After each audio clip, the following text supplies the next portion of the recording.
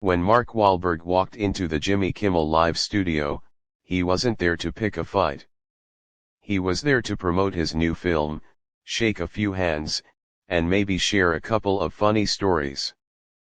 But the thing about live television is you can't predict the moment when banter turns into battle. And tonight, under the glare of the studio lights, a simple joke was about to ignite something no one in the audience would forget. The Los Angeles night outside was still buzzing when the audience began filing into the Jimmy Kimmel Live studio. Laughter echoed off the walls as people found their seats, clutching paper cups of coffee and the glossy souvenir cards that read applause in big block letters. Overhead, stage lights hung like a fleet of miniature suns bathing the set in a warm glow.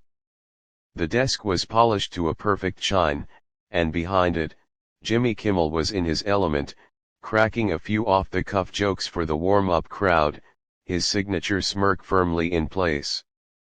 Backstage, Mark Wahlberg rolled his shoulders as he stood in front of the mirror.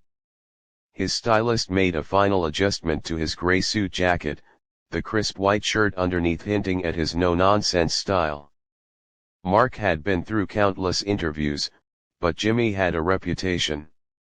The man was sharp, unpredictable, and not above stirring the pot if it meant a few extra laughs. 2 minutes, Mark, a stagehand called out. Mark nodded, offering a small smile. His publicist leaned in, whispering, "Remember, keep it light. Talk about the movie, the family. They love that." He didn't need reminding. Mark knew how to play the game. But what neither he nor his team could have known was that Jimmy had decided to open with a topic that wasn't on the agreed list. One that poked at a nerve Mark rarely exposed. The applause sign lit up as the show returned from commercial break. Jimmy, sitting behind his desk with an almost mischievous twinkle in his eye, leaned toward the camera. "Ladies and gentlemen, please welcome Mark Wahlberg." The crowd erupted. Cheers filled the studio as Mark strode out from the wings, giving a quick wave before shaking Jimmy's hand.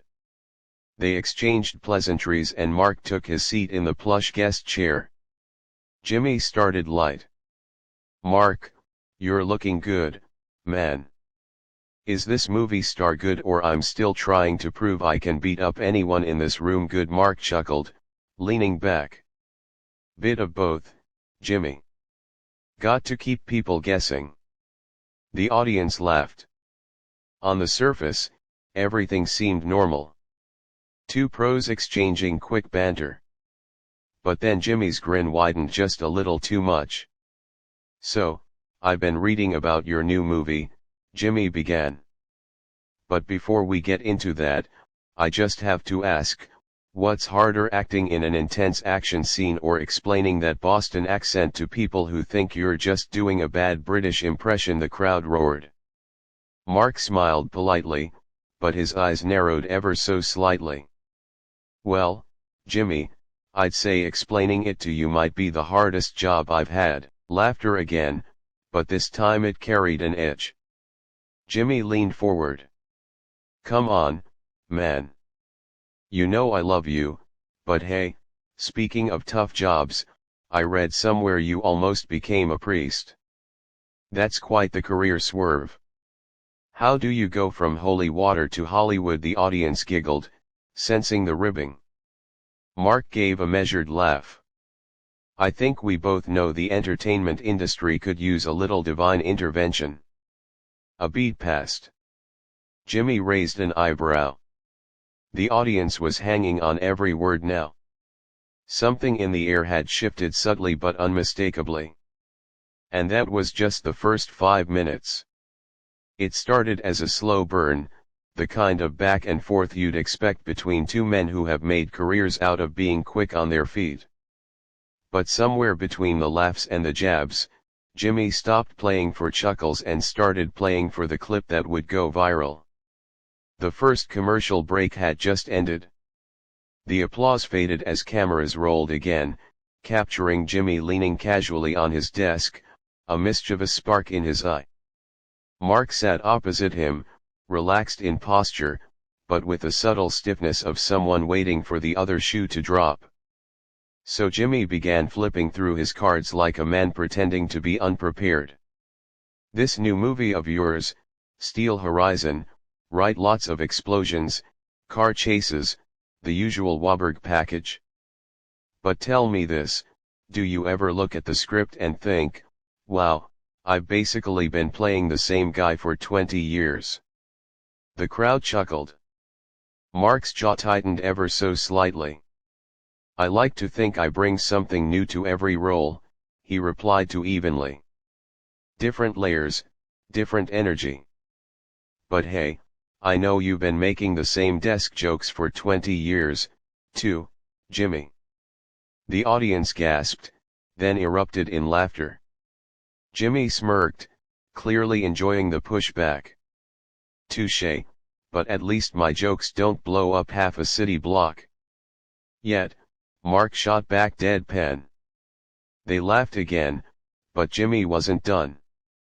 He leaned forward, elbows on the desk, voice dipping into that faux-friendly tone late-night hosts use right before they twist the knife. "Speaking of your layers, Mark, you've had an interesting career arc: rapper, underwear model, action star, almost priest. Oh, and there's that little thing about your colorful past. You ever think about how crazy it is that Hollywood embraced you, the air in the studio shifted?" The crowd's laughter softened into a murmur.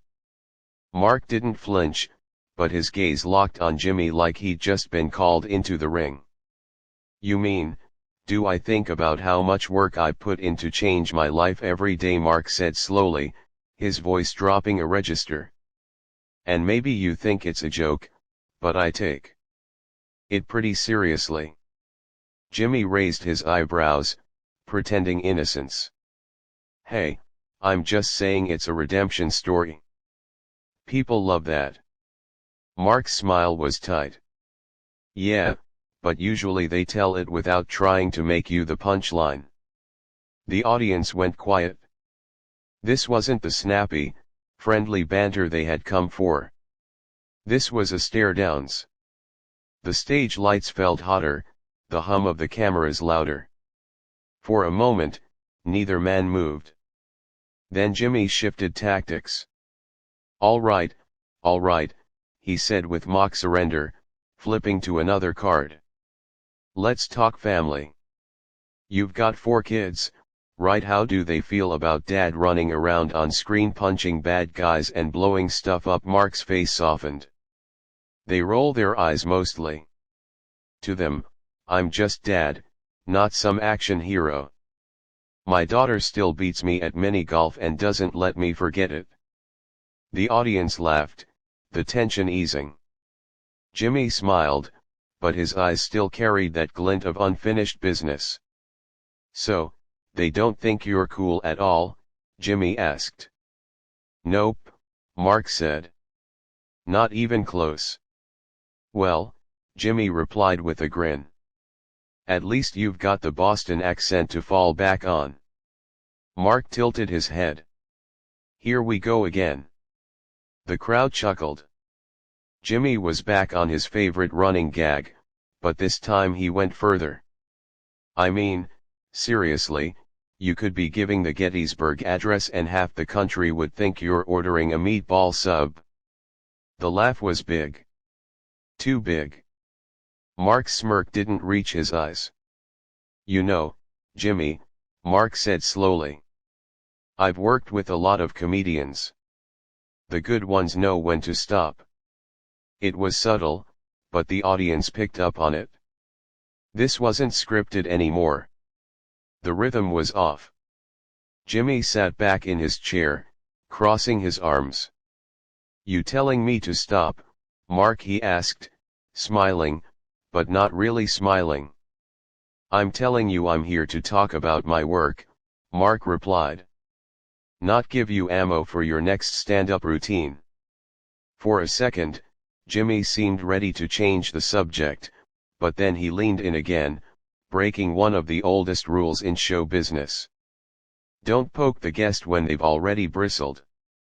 "So, Speaking of your work, Jimmy said slowly, I read you turned down a certain superhero role, big paycheck, big franchise. The works. You ever regret that, or was it one of those too much work, not enough ABS situations the crowd owed? Mark gave a short laugh, but it was hollow. No regrets, he said. I don't take roles I can't commit to. Pretty simple. Jimmy grinned. I hear you. I mean, I've turned down plenty of jobs, too. Like, I could have hosted The Tonight Show, but then I remembered I like having my own show. Mark looked at him for a long moment. Yeah, and I like not needing to make a living off taking shots at people sitting right in front of me. The laughter this time was smaller, edgier. The audience sensed they were no longer watching two men having fun. They were watching two men circling each other. By the time they cut to the next commercial, the tension was thick enough to slice. Mark leaned back in his chair, crossing his arms. Jimmy shuffled his cards, glancing toward his producer with a half smile that said, "This is getting good." The studio audience whispered among themselves. They didn't know it yet, but they were halfway to witnessing one of the most uncomfortable and unforgettable interviews of Jimmy Kimmel's career. The jokes had stopped landing. The smiles had stopped being real. And somewhere between Jimmy's smirk and Mark's unblinking stare, the studio realized this wasn't just an awkward moment. It was the start of a full-on clash. The second segment after the break started like any other. Upbeat music, Jimmy's trademark wave to the camera. But the tension from the earlier exchange hadn't dissipated. If anything, it had thickened, hanging in the air like humidity before a storm. Jimmy leaned in with that playful grin again. So, Mark, I heard you've been spending a lot of time back in Boston lately. Family, old friends, avoiding Los Angeles, or are you just hiding from your last box office flop? The crowd gasped audibly this time. It wasn't a gentle jab. It was a hard right hook. Mark chuckled low, deliberate. You know, Jim, the thing about Boston is people there tell you to your face when they don't like you. Not with a smile in a studio audience. Laughter rippled awkwardly across the crowd, but it was nervous laughter, the kind that came with glances toward the stage, wondering if they were watching the moment everything fell apart. Jimmy shrugged theatrically. I'm just asking the questions people want to know. Mark's eyes narrowed. No, you're asking the questions you think will get you a trending clip. That landed. Jimmy's smirk faltered for half a beat before returning. Well, you're welcome for the free publicity. Publicity is only good if you're not making yourself look like a clown in the process. Mark shot back. The audience oh-oh'd. The cameraman instinctively pushed in for a tighter shot. Somewhere off to the side, a producer's hand hovered over the signal to cut to commercial, but Jimmy wasn't about to back down. He leaned forward on his desk, speaking in a tone that was half mocking, half provocative. You know, Mark, you've always had this tough guy thing going on. But it's funny, you're sitting here getting prickly over a few jokes. Makes me wonder if the tough guy is just for the camera. Mark didn't blink. You can wonder all you want, but there's a reason I don't need cue cards to say what I think. The jab about cards hit home. The audience erupted into scattered applause, and Jimmy's expression tightened just slightly, that flash of irritation slipping through before he masked it again. Hey, Jimmy said, holding up his hands. I'm just doing my job. And I'm just doing mine, Mark said. Which by the way is not sitting here so you can run through your little list of recycled insults. The room's temperature seemed to rise. Jimmy shifted in his chair, deciding whether to push or pivot. he pushed. "All right, then," Jimmy said, smiling too wide. "Tell me about this workout routine you have been posting on Instagram. The 4 a.m. wake-ups, the protein shakes, the punching bag. Is that discipline, or are you just desperate to prove you've still got it?" Mark leaned forward now, elbows on his knees, closing the gap between them. "Jimmy, I've been getting up early and putting in the work since before you had this desk, and I'll still be doing it when someone else is sitting there." The crowd gasped again. Jimmy's eyes flicked sideways toward his crew. The moment wasn't lost on him. By now, the banter had crossed the point of no return. Every laugh from the audience was strained. Every beat of silence was heavier than the last. But Jimmy, sensing the viral potential, pressed on. "So if you're so committed to the work," Jimmy said, "why do people say you just play the same guy in every movie?" Mark smiled faintly. Not the warm smile of a man taking it in stride, but the tight-lipped one of a man sharpening a response. "People say a lot of things. Some say late-night hosts have been doing the same monologue for 15 years. Doesn't make it true." That one drew gasps, laughs, and even a few cheers. Jimmy's smile was still there, but his posture had stiffened. "I see," Jimmy said, tapping his cards on the desk. "So now you're the comedian?" "No," Mark replied, his voice calm, but cutting. "I'm just not afraid to call it like I see it." The pause afterward was long enough to make even the seasoned camera operators shift in their seats. This wasn't banter anymore. This was personal. The producers knew they had a problem. They also knew they had television gold. As the segment dragged toward the next break, Jimmy forced a laugh, changing the subject to the movie again, but the tension lingered. Mark answered curtly, professionally, but the warmth was gone. When the cameras cut, Jimmy leaned back in his chair and muttered something under his breath. Mark's head tilted, eyes narrowing. He didn't respond. Damn, not yet. The final segment was coming and both men seemed to know it. That's where the explosion would happen. For 40 minutes, the tension had been simmering just beneath the surface.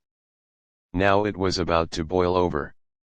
And when it did, the audience, the crew, and Jimmy Kimmel himself would be left stunned, watching one of the most uncomfortable live exits in late-night history. The final segment began with a forced smile from Jimmy. The kind you put on when you're determined to finish a dinner you wish you'd left an hour ago. "Well," he said, tapping his cards. "Before we wrap up, let's talk about your new movie. I mean, it's not like you came here to just insult your host." Laughter, nervous, uneven, came from the audience. Mark sat still, leaning slightly forward, hands clasped loosely in front of him. "I came here," he said, "to talk about the work. But it's hard to do that when you keep steering it toward your comedy roast." Jimmy tilted his head, feigning innocence. "Hey, my job's to keep things interesting." Mark's brow furrowed, his voice staying calm, but growing heavier. "There's interesting, and then there's disrespectful. You've been walking that line all night, and you know it." The audience's murmurs swelled. They could feel it. This wasn't playful anymore. It was confrontation in its purest form. Jimmy's eyes darted to the cameras, then back to Mark. "Oh, come on. You're a tough guy, right? You can take a few shots." Mark leaned back in his chair, then forward again, planting both elbows on the desk between them. "I can take a lot, Jimmy. I've taken worse from people who actually mattered in my life. But I don't confuse taking shots with letting someone waste my time." Gasps rippled across the studio. Jimmy's jaw tightened. The banter had turned into a standoff. No escape without someone backing down. "All right," Jimmy said, flipping through his cards. "Since we're so pressed for time, I'll make this quick. A lot of people think you're too serious. You ever wonder if maybe that's why people enjoy ribbing you, because you can't laugh at yourself?" Mark didn't even blink. "I laugh plenty, just not at cheap shots disguised as jokes." Jimmy exhaled sharply, leaning back. "Maybe you should stick to punching people in movies. You seem better at that." Mark smiled faintly, and that smile was somehow more intimidating than anger. "Maybe you should stick to interviewing people you can talk over." The crowd erupted, half in shock, half in applause. Jimmy's smile vanished entirely now. He set his cards down, clasped his hands, and said, "You know what, if you're that unhappy being here, Mark stood. I am." The studio froze. Camera operator scrambled to follow him as he rose from his chair, smoothing his jacket, and gave one last glance toward the audience. "Thank you for coming out tonight, folks. Sorry you didn't get the show you expected." The audience roared, some cheering, some booing, all on their feet. Jimmy stayed seated, his eyes fixed on Mark, jaw clenched so tight the muscles in his face twitched. As Mark walked off stage, a couple of audience members reached out for high fives. He obliged without breaking stride, heading straight for the backstage curtain. Jimmy turned back to the camera, forcing a smirk. "Well, Mark Wahlberg, everybody." The applause was half-hearted. Even the band's exit riff felt awkward, cutting off after a few seconds. The moment wasn't just television. It was history in the making. In the control room, producers were already buzzing, knowing they'd have to do damage control with Mark's team. But another voice cut through the case. "Do not cut that. That's going viral." And they were right. By morning, the clip would be everywhere. Headlines, talk radio, trending hashtags. "Mark Wahlberg walks out on Jimmy Kimmel" would dominate feeds, and everyone would have an opinion on who crossed the line. For those who had been in the studio that night, one thing was certain. You could feel the shift in the room. The laughter had stopped being fun long before the exit. And when it ended with the kind of finality that left no room for second chances. If you were watching this live, you already know this wasn't just a celebrity spat. It was a collision between two personalities who weren't going to give an inch. But here's the real question. Who was in the right? Was Mark justified in walking out, or should he have stayed and finished the interview? Drop your thoughts in the comments, because this one's going to divide people. And if you enjoy behind-the-scenes breakdowns of the most explosive talk show moments, make sure to like this video, subscribe to the channel, and hit that notification bell so you don't miss what we've got coming next. Because if you think this was tense, you haven't seen what we're covering next.